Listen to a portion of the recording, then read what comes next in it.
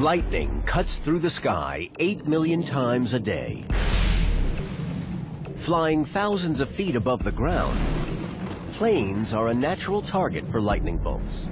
On average, a commercial aircraft, that's an airplane in commercial service, gets struck once per year. Up until recently, planes were made from aluminum, which is a good conductor of electricity.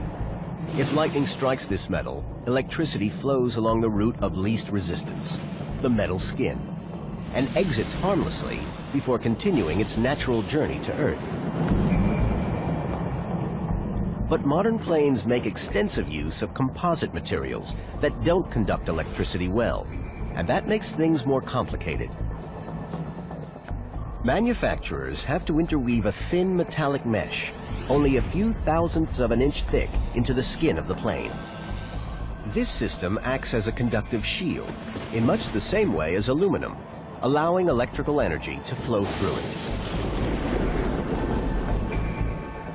At Lightning Technologies in Massachusetts, they pit new aircraft materials against simulated lightning.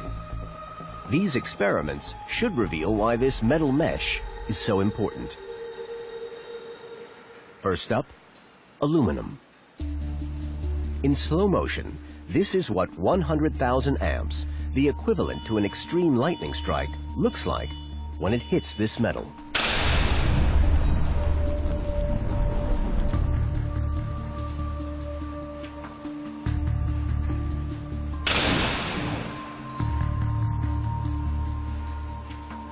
Aluminum is a very good electrical conductor, so you didn't have to do very much with the aluminum in order to achieve the degree of lightning protection, maybe we should say of lightning tolerance. Next, a carbon composite panel without the inbuilt metal protection.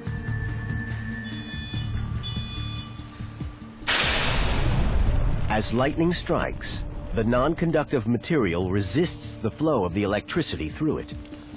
This causes it to heat up to several thousand degrees and burn.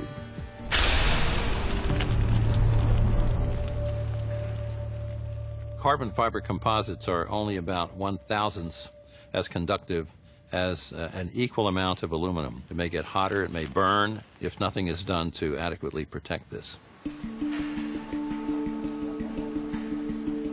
But with the protective mesh, the electricity is transferred before the composite can burn. The lab tests the effectiveness of aircraft designs using 100:1 scale replicas. Right, Steve. We're ready.